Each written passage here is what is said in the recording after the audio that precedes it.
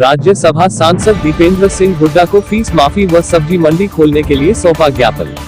बहादुरगढ़ की आवाज news channel से पत्रकार प्रवीण चोपड़ा की रिपोर्ट। बहादुरगढ़ क्षेत्र के अंतर्गत जाखोदा बाईपास पर आज माननीय राज्यसभा सांसद दीपेंद्र सिंह हुड्डा को अंतर्राष्ट्रीय मानवाधिकार काउंसिल व नगर परिषद बहादुरगढ़ के वाइस चेयरमैन विनोद कुमार जांगड़ा ने फीस माफी व बहादुरगढ़ की सब्जी मंडी खोलने के लिए ज्ञापन सौंपा। वाइस चेयरमैन विनोद जांगड़ा ने सब्जी मंडी के लिए भी फूटकर विक्रेता के लिए मंडी को सभी वर्गों को देखते हुए खोलने के लिए गुहार लगाई, जिससे उनकी रोजी रोटी शुरू हो सके और दिनचर्या का बोझ उन पे ना पड़े। उन्होंने राज्यसभा में फूटकर विक्रेताओं को माशाखोर शब्दावली को बदलने की मांग को उठाने की बात कही। ज्ञापन देने के दौरान हरियाणा की पूर्व शिक्षा मंत्री गीता भुक्कल व बादली विधानसभा क्षेत्र के विधायक डॉक्टर कुलदीप वत्स से भी इस बारे में अवगत कराया गया। वहीं अंतर्राष्ट्रीय मानवाधिकार काउंसिल जिला झज्जर के प्रधान जयवीर सिंह ने सांसद दीपेंद्र सिंह हुड्डा को स्कूल, यूनिवर्सिटी व इंस्टीट्यूशन में 50% फीस में छूट देने की गुहार लगाई।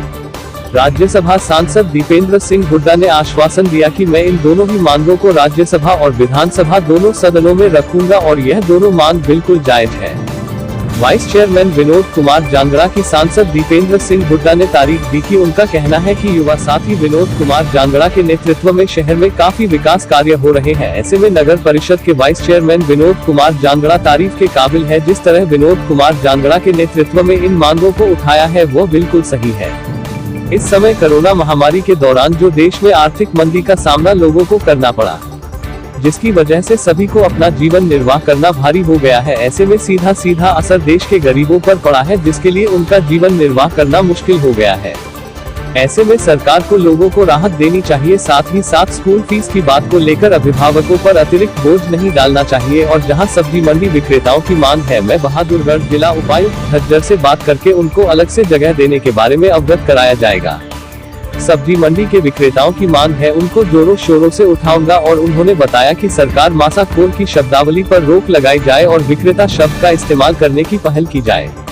बड़ौदा चुनाव को लेकर सांसद दीपेंद्र सिंह हुड्डा का कहना था कि कांग्रेस पार्टी बहुमत के साथ इस चुनाव में जीतेगी और विपक्ष इस बात को हजम नहीं कर पाएगा। उन्होंने कहा कि वाइस चेयरमैन विनोद कुमार जांगड़ा कांग्रेस परिवार में दोबारा शामिल हुए हैं, उससे भी कांग्रेस पार्टी को मजबूती मिली है। परिवार में यह बात छोटी मोटी बातें तो होती रहती हैं। जिस तरह से कांग्रेस पार्टी का कुनबा बढ़ रहा है, उससे विरोधियों के हौसले पस्त हो रहे हैं। सांसद दीपेंद्र सिंह हुड्डा ने कारगिल दिवस के अवसर पर कारगिल युद्ध में अमर शहीद वीर जवानों की शहादत को नमन किया, जिन्होंने हमारे देश की रक्षा के लिए अपने प्राण न्यौछावर कर दिए। उनका कहना था कि हरियाणा वीरों की भूमि है और हरियाणा की वीर भूमि से प्रत्येक गांव से भी इस कारगिल के युद्ध में अपने प्राणों की आहुति दी थी और कारगिल युद्ध में जीत प्राप्त की थी।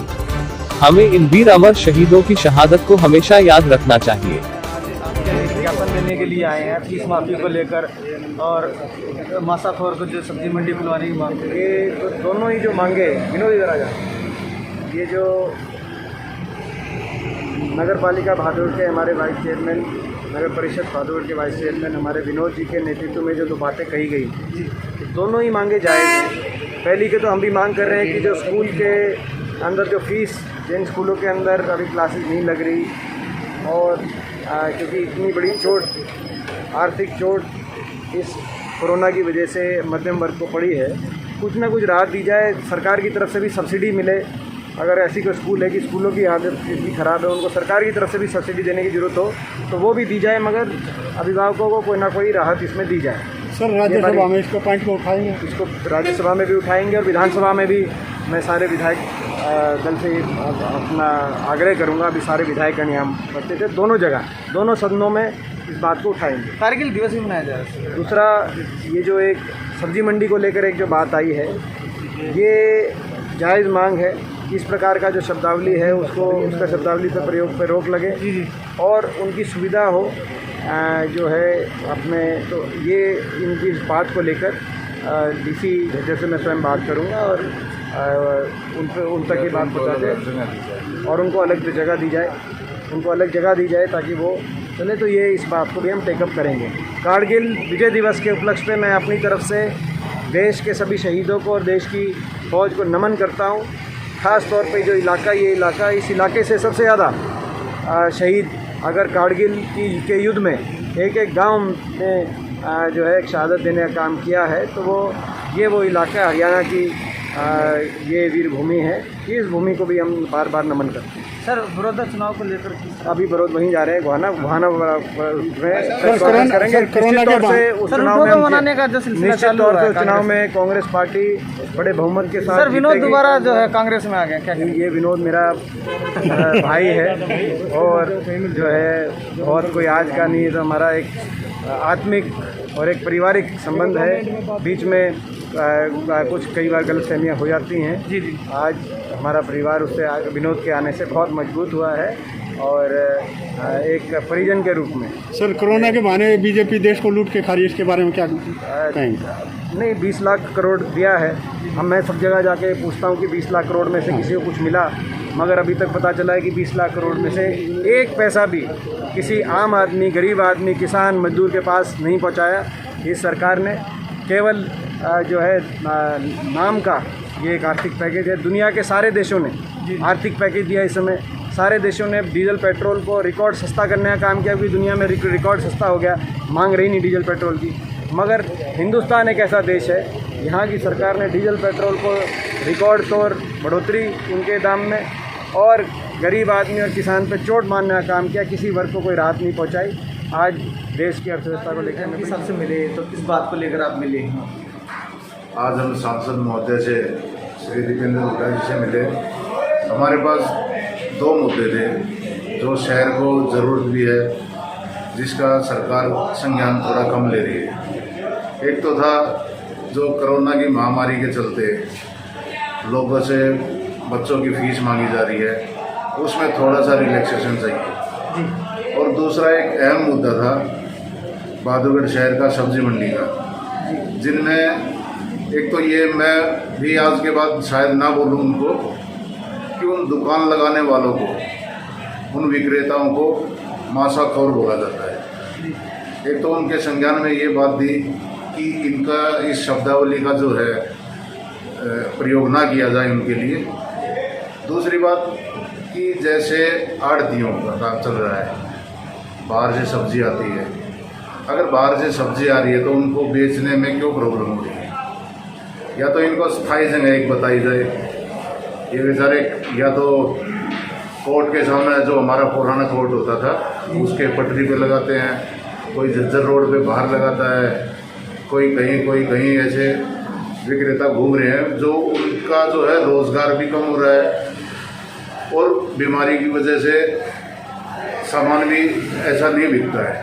तो ये 2 बातें हमने MP साहब के संज्ञान में दिए हैं और उन्होंने पूरा आश्वासन दिया है कि वो इन बातों को सदन में भी उठाएंगे और एक सर्कुलर निकलवाने की कोशिश करेंगे DC के हिसाब से या कैसे भी। उन्होंने आश्वासन दिया है कि हम इस बारे में ज़रूर कोशिश करेंगे कि ये जो प्रॉब्लम चल रही है महामारी के रहते, बीमारी के चलते, ये लोगों को राहत मिले इससे। तो उन्होंने बोला कि पूरी जो है बनाया जा रहा है, उसके ऊपर प्रतिक्रिया दे सर। क्या देखिए, आज मैं अपनी तरफ से, अपने परिवार की तरफ से, अपनी कांग्रेस पार्टी की तरफ से, जो मेरे देश के और मेरे जाबाज सिपाहियों ने, ऑफिसरों ने जिस प्रकार से कारगिल फतह का झंडा लहराया था और पाकिस्तान को करारी शिक्षा दी थी, तो मैं आज उन शहीदों को भी नमन करता हूँ और भगवान से प्रार्थना करता हूँ कि मेरे देश के सैनिकों को शक्ति और ताकत दे और दुश्मनों से जिस प्रकार से लड़ते हैं और दुश्मनों पर हर प्रकार से मेरे जो जवान हैं वो विजय प्राप्त करें। मैं आप आदमी उन जवानों को जोड़ूँ। सर भाजपा सरकार में अभी तक ऐसा कोई काम नहीं हुआ जिससे जनता खुश, क्या कहना चाहेंगे? देखिए, भाजपा, JJP और BJP इन्होंने हरियाणा को बांटने का काम किया, लूटने का काम किया और आज देश का चाहे किसान है, चाहे मजदूर है, चाहे मिडिल बिजनेसमैन है, चाहे आम आदमी है, चाहे युवा साथी है, आज हरियाणा में त्राही त्राही मची हुई है। और BJP के टाइम में ये नारा देते थे 2 करोड़ युवाओं को रोजगार का, और आज 2 करोड़ नहीं 5 करोड़ 10 करोड़ देश के युवा रोडों के ऊपर है। और किसान की हालत आपके सामने, आज किसान की हालत क्या है। आज किसान जो इस देश को चलाता है, इस देश का अन्नदाता है, आज जय जवान जय किसान का नारा देते हैं। जवान सीमा पे शहीद हो रहे हैं और किसान खेत के अंदर शहीद हो रहा है। जहाँ मिडल मैन की बात है, जो मिडल बिजनेसमैन थे, जो बेचारे किराना की दुकान थी किसकी, आज उनकी हालत आपके सामने है। जहाँ मजदूरों की बात करते हैं, जो इस देश को, इस देश के निर्माता है, चाहे रेलवे लाइन है, चाहे एयरपोर्ट है, चाहे कोई फैक्ट्री है, चाहे कोई ऊँची बिल्डिंग है, जिनकी वजह से आज बनी है, आज उन प्रवासी मजदूरों की हालत क्या थी, मजदूरों का क्या हालत हुआ आपके सामने। जो हमारे युवा इस देश को चलाते हैं, आज युवाओं का क्या हालत हुआ आपके साथ। सर, कोरोना काल में जो है प्रवासी मजदूर आने के तैयार नहीं हैं, तो इस बारे में क्या कहना चाहेंगे कुलदीप सर? देखिए, कोरोना काल में प्रवासी मजदूर इसलिए आने के लिए तैयार नहीं है, जो दुर्दशा, जो हालात उनकी हुई वो आपके सामने है। देश के अंदर ना अर्थव्यवस्था की बात कर लो, सारे आज देश के अंदर सबसे बुरी हालत है, और देश के अंदर लूट और छूट की राजनीति चल रही है।